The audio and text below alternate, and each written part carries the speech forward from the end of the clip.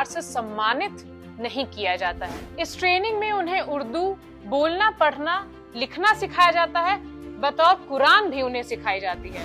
It's not happy ending always. और रविंद्र कौशिक के मामले में ये बात सच साबित होती है। नमस्कार, मैं मानसी सिंह और आप देख रहे हैं आइज़म्स वीडियो पॉडकास्ट। स्वागत है आपका अनोखी अनसुनी दास्तां में। शुरुआत करने से पहले मेरा आप सभी से एक छोटा सा प्रश्न। जरा सोचिए कि आप एक ऐसी नौकरी में हैं जो आपको वर्चुअल ग्राउंड जीरो रियलिटी सौंपती है, मगर आपको पता है कि आपके पकड़े जाने पर आपकी मृत्यु होना निश्चित है और आपको आपके वीरतापूर्ण कार्यों का पुरस्कार भी ना मिले, तो क्या तब भी आप ऐसी नौकरी करने की इच्छा रखेंगे? अब प्रश्न पूछा है तो जवाब भी ले ही लेते हैं। पुरस्कार नहीं मिलेगा तो नहीं, बिल्कुल नहीं, जी नहीं, नहीं करूंगा, नहीं करूंगा। So the answer is a big no, क्योंकि हम में से प्रत्येक व्यक्ति जो कुछ भी करता है उसके पीछे छोटी सी छोटी अपेक्षा तो रखता ही है, मगर एक असाधारण व्यक्ति जरूर है जिसकी आज हम बात करेंगे। आज बात करेंगे एक ऐसे महान व्यक्ति की जिसकी किस्मत महलों में नहीं, उसके जज्बे में जन्म लेती है। The black tiger, the Ravindra Kaushik. Bharat का एक ऐसा वीर जासूस, नाम रविंद्र कौशिक। जन्म हुआ राजस्थान के सीमावर्ती शहर, छोटे से शहर में, गंगा सागर। यूं तो मध्यम वर्गीय परिवार से थे, पर हौसला बिल्कुल जज्बाती। यही जज्बा उन्हें साधारण से जीवन से एक असाधारण वीर पुरुष बनाया। बचपन से ही उन्हें दो चीजों से बेहद प्यार था, एक नाटकों से, दूसरा अपने देश भारत से। रविंद्र कौशिक लखनऊ में राष्ट्रीय नाट्य समारोह में मोनो एक्ट प्रस्तुत कर रहे थे।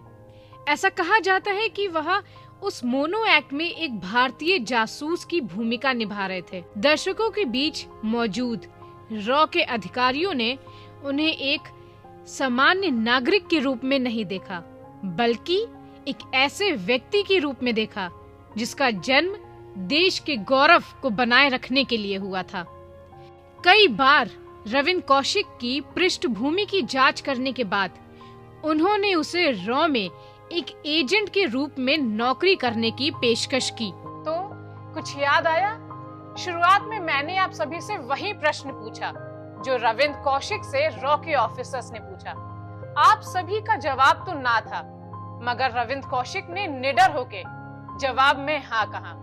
रविंद्र कौशिक जानते थे कि विदेशी भूमि में एक एजेंट के रूप में उनका जीवन आसान नहीं होगा, लेकिन फिर भी उन्हें अपने सभी प्रयोजनों को छोड़कर एक कठोर फैसला लिया। तो आखिरकार रविंद्र कौशिक ने अपनी आखिरी सांस तक भारत की सेवा करने का फैसला किया। अब यहाँ से उन्हें 2 साल के जासूसी के गहन प्रशिक्षण के लिए उन्हें तैयार किया जाता है। इस ट्रेनिंग में उन्हें उर्दू बोलना, पढ़ना, लिखना सिखाया जाता है, बतौर कुरान भी उन्हें सिखाई जाती है। 2 साल पूरा होने के बाद वो पाकिस्तान पहुंच जाते हैं अपने अंडरकवर ऑपरेशन के लिए। नई दिल्ली में अपना प्रशिक्षण समाप्त करने के बाद उन्होंने सऊदी अरेबिया के लिए उड़ान भरी और अंत में पाकिस्तान पहुंचे। उन्होंने नबी अहमद शाकिर के भेष में कराची विश्वविद्यालय में दाखिला लिया और एलएलबी की डिग्री प्राप्त की। उन्होंने सफलतापूर्वक पाकिस्तान सेना में प्रवेश किया। शुरुआत में उन्होंने सिविल क्लर्क के रूप में कार्य किया और बाद में मेजर के पद तक पहुंचे। 1979 से 1983 तक 4 वर्षों तक उन्होंने पाकिस्तान की गतिविधियों के बारे में महत्वपूर्ण और संवेदनशील जानकारी भारतीय प्रतिष्ठानों को दी। इन्हीं जानकारियों ने लगभग लाखों भारतीयों को बचाया। कहा जाता है कि इंदिरा गांधी ने ही रविंद्र कौशिक को ब्लैक टाइगर की उपाधि दी।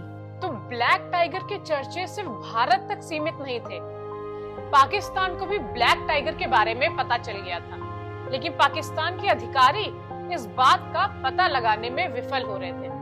वहीं रविंद्र कौशिक एक पाकिस्तानी लड़की के साथ शादी करते हैं। अब फिल्मों के विपरीत वास्तविक कहानियों में अंत हमेशा सुखद नहीं होता। It's not happy ending always. और रविंद्र कौशिक के मामले में ये बात सच साबित होती है। रॉ एजेंट इनायत मसीह को रविंद्र से संपर्क करने के लिए भेजा गया था, जिसे पाकिस्तान की सीमा पार करते समय पाकिस्तानी सुरक्षा बलों ने पकड़ लिया। इनायत मसीह को ब्लैक टाइगर के बारे में जानकारी का खुलासा करने के लिए मजबूर होना पड़ा। आखिरकार उन्होंने ब्लैक टाइगर के संबंध में सारी जानकारी दी। रविंद्र कौशिक की पोल आखिरकार खुल गई। जासूसी के आरोप में उन्हें बर्बरता पूर्वक प्रताड़ित किया गया और मौत की सजा दी। तो पर्दे के पीछे से भारत सरकार के प्रयासों से रविंद्र कौशिक की सजा आजीवन कारावास में तो बदल दी जाती है, मगर वो अपने सभी कीमती वर्ष जेल की 4 दीवारों के बीच बिताने के बाद वो ट्यूबरक्लोसिस से पीड़ित हो जाते हैं और 2001 में उनकी मृत्यु हो जाती है। और सबसे दुखद बात तो ये कि उनके महान कार्यों के लिए, उनकी उपलब्धियों के लिए उन्हें किसी भी प्रकार से सम्मानित नहीं किया जाता है। तो आइए सलाम करें उनको जिनके हिस्से में ये मुकाम आता है। खुशनसीब है वो खून जो देश के काम आता है। तो फिर मिलेंगे ऐसी और अनकही दास्तां के साथ। बने रहिए और देखते रहिए आईजूम्स वीडियो पॉडकास्ट।